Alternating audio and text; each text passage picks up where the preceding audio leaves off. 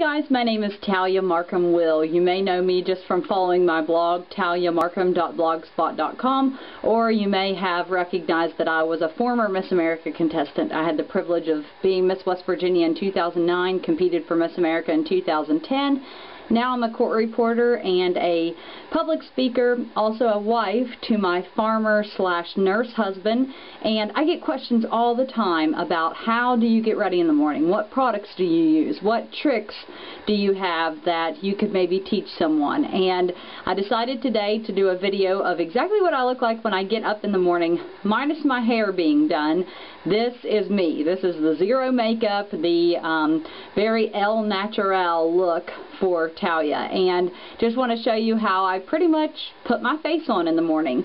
I've already done a moisturizer, a serum, and an eye cream. Also, I've already done a oil mattifier. All the products that I'm going to be talking about now are Mary Kay. Send these bangs back, and let me go ahead and start with my foundation primer. If you aren't currently using a foundation primer, you really need to start, especially if you're like the majority of women today, running here, there, everywhere, and your face needs to look pretty much early morning, camera ready at all times. And this allows your foundation and the rest of your face to be looking that way. I always say whenever I'm demonstrating this at a makeover class or whatever it may be, that if I didn't have the foundation primer, I wouldn't look like I did then, because I never ever touch my makeup up.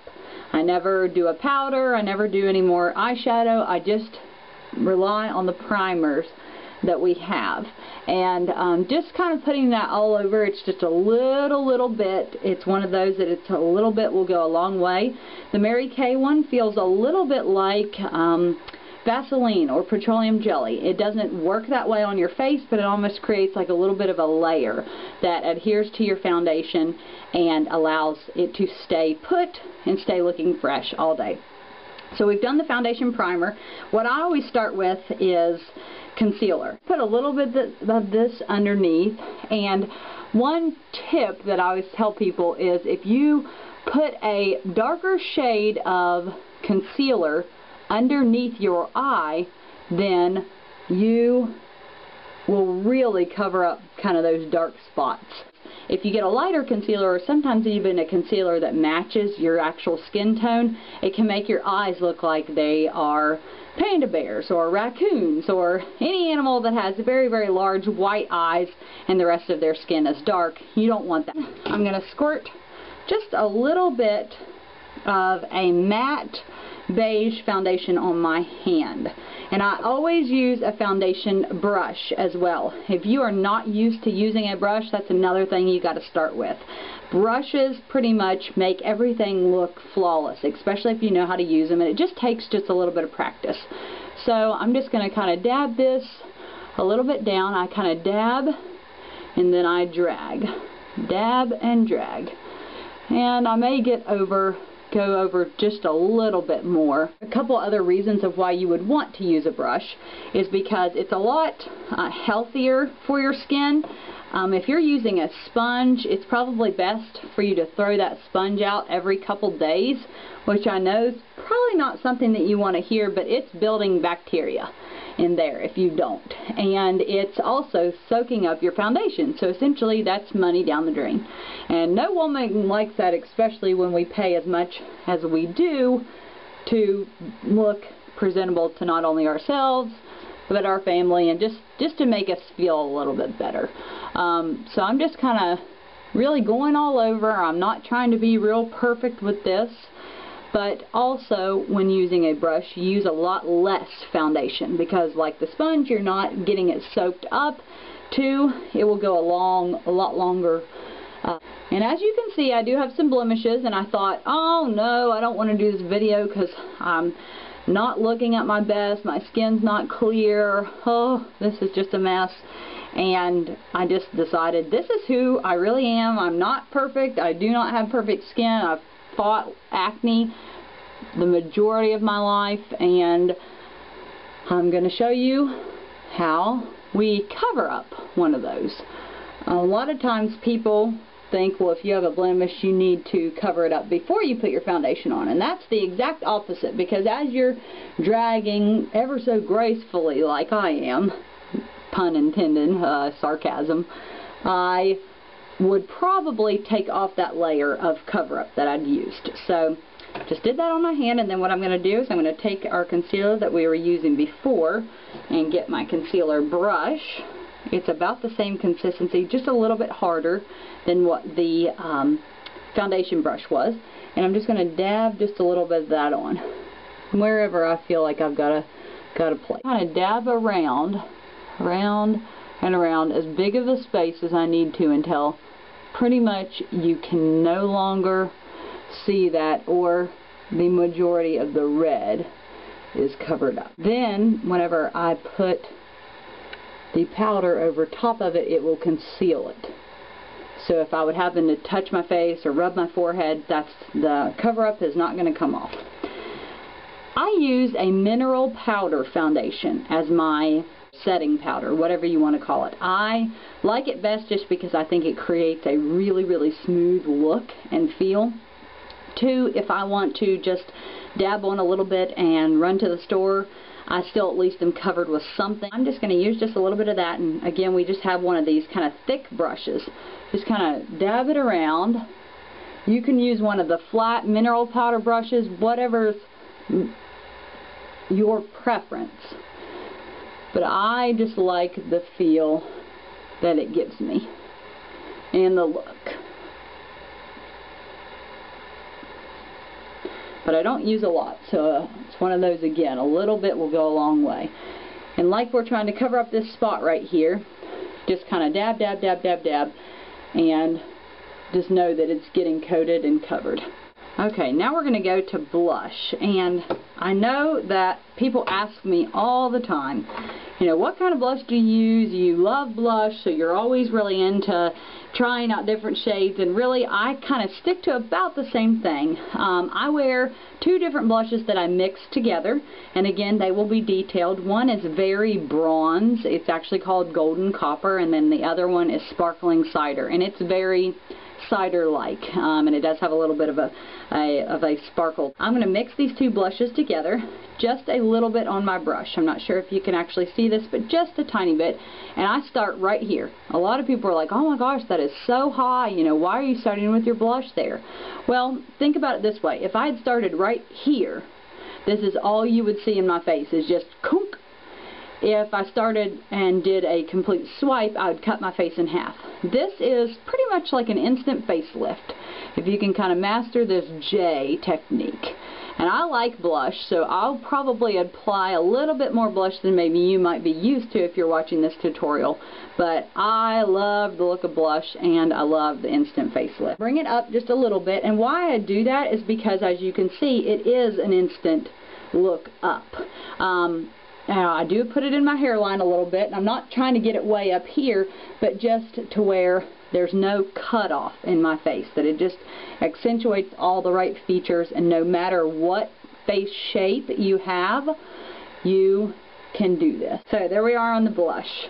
Now, we're going to start with our eyes, and I know a lot of people do their eyes first. I just never have. I've just always done my eyes last. And I'm going to be using an eye primer. If you've ever kind of gone to, let's say, a grocery store, and you're checking out, and the cashier, she looks like she's had a really tiring day. She looks down and all of her eyeshadow is creased. It's kind of almost gunked together. This will make sure that it doesn't do that. You just put just a little bit on. You don't need a lot, because if you put a lot on, kind of like your foundation primer, it will ball up and it will not make your foundation lay as smooth or your eyeshadow. So just a little bit so it adheres to it. And then I'm going to be starting with an all-over shade. And I'm just doing my everyday makeup.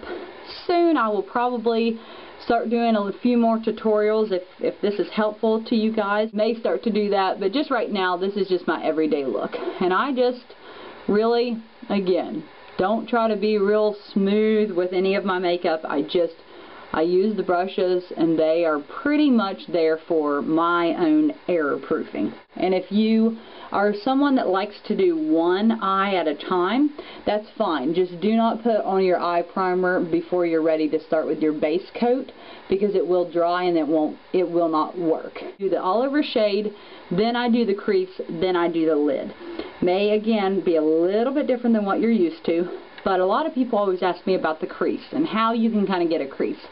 My eye shape may be a little bit different than yours. I have a large space in between where my lid is and my eyebrow.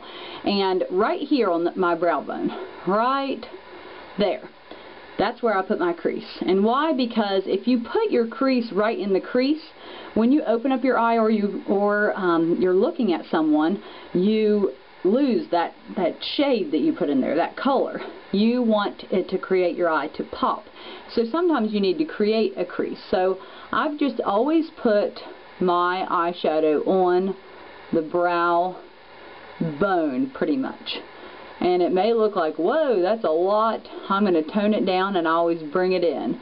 And again, it's kind of like a upside down J is what I do. Here we go again, brow bone.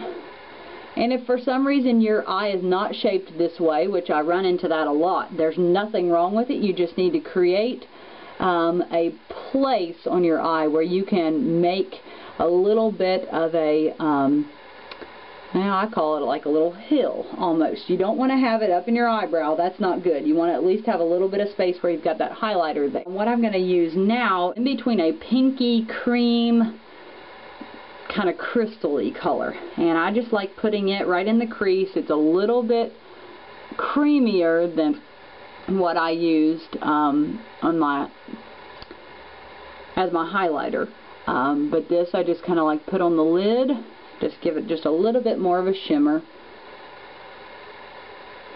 and pretty much that's my everyday look for my eyes. I'm going to go ahead and I do both a shadow eyeliner and a liquid eyeliner. I always put my shadow eyeliner first, and I usually use either the Toffee if I'm wearing Toffee, or if I'm wearing a different color, even if it be black or purple or a turquoise-ish color. I still use either Toffee or what's called Kohl, and it is just a shadow liner. And I have one of these brushes that has the kind of hard surface on the end right here, and you can just put an eyeshadow on there and then trace your eye. So I'm putting this on underneath, but this is not the only eyeliner I use. I use a liquid eyeliner over top of it, just because this gives a little bit of a subtle smoky eye look. So I've got that on the bottom layer, and you may be saying, well, what about the top layer? Well, really the bottom is what really makes your eye pop, and the top layer I just do a lot thicker of an eyeliner. So I'm using, this is actually one product that is not Mary Kay that I've used for years and years. It's L'Oreal. It's a liquid liner, and as you can see as I put it on, it's got almost like a little brush, and I just kind of stabilize my brush with my pinky. There's the top, and then I just go right into the corner,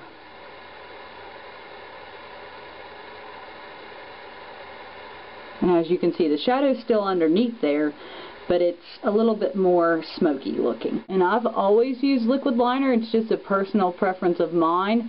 If you are using pencil, or some people refer to it as crayon eyeliner, and it's working for you, that is fine. That is totally fine. You can still do the same concept here. This is, again, just my personal preference, just what I'm used to using. Okay, so we've got everything on except the mascara and a couple other things that I'm going to show you. Again, I just love my primers. I just really feel like they are pretty much the buffer for making sure that my look stays fresh all day. And I use the foundation primer, the eye primer, the lipstick primer, and also the primer for your eyelashes. It is a little bit different than what you will find when you can buy some of those, I think they're Maybelline or Lancome might have one. I think Rimmel Makeup has one as well. It's a little bit different than their white primer. It's about the same concept, but it almost is like waterproof mascara. That old mascara that I'm sure you used maybe back in the day when you were or weren't allowed to wear mascara but still wanted to have that look. It's about like that. It just kind of coats your lashes, and as a lot of people say, they find the way that I do my eyelashes very odd. I coat both sides and I really focus on getting the thickness from the back. Make sure this other eye hasn't dried, just coat it one last time. I feel like the eye primer also allows for extra length, so if you're someone that's really suffering with length in your lashes and wearing false eyelashes really just isn't for you, you don't really like that look, but you want to stick with your natural lashes and just be a little bit more pleased with them, the eye primer would probably be where I would tell you to start, the eyelash primer. So I go back with another coat, and then on the bottom I just kind of jag it. Jag. I'm sure, as you can see, I have just very few eyebrows. It looks that way, but I really do have eyebrows. They're just not very thick right there. So I always take an eye pencil and I pencil the front of my eyebrows in. I don't extend it to the rest of my eyebrows just because I feel like it looks a little bit more natural. It could be my own personal preference, and I could be totally wrong with that. But again, this is just how I do my makeup. Whether it's right or wrong, it works. So I just kind of almost jag it just a little bit, and then to kind of create that front, I kind of bring it around just a little tiny bit and fill that in. I don't really try to do it very thick just because that can be a little bit caterpillar looking. So then I take the end of this brush and I just kind of thin it out a little bit. It still keeps some color, but I have a shape. Sometimes I thin it out just a little bit too much. So I still want to have the shape. But even if you're someone who has eyebrows, but maybe they are not very visible, this might be a trick to make your eyes pop. As you can see, this looks a lot more, I guess you'd call it put together, than this does. It doesn't look bad, but whenever I look at it, I guess, I'm especially more pleased with the look when I feel like I have eyebrows. So I'll do the same thing, just kind of really short, almost jag strokes. Fill it in, go over it with the brush so it doesn't look really thick. I am going to show you a little bit about creating that kind of contoured look right here. I know a lot of people love the way that Kim Kardashian has her makeup done, or does her makeup, and I am one of the lovers of those as well. I think that she's just very beautiful, just facially, just very, very pretty, and whoever does her makeup, whether it's herself or her makeup artist or a combination of the two, they are doing a very good job. But whenever I smile really wide, I have these lines that I would love to get rid of. So whenever I do a highlighter or a shimmer, I don't want it to accentuate that. So I just do it just a little bit here, because if I were to do it up there, it's really going to accentuate that. And the same color that I used on my all over, I just kind of bring it down afterward.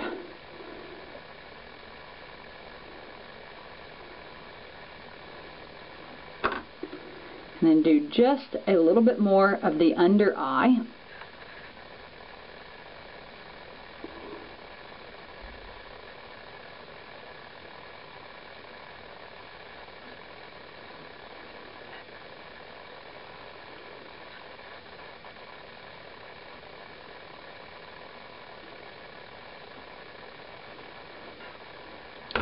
Okay, and there you have it. That's pretty much my look.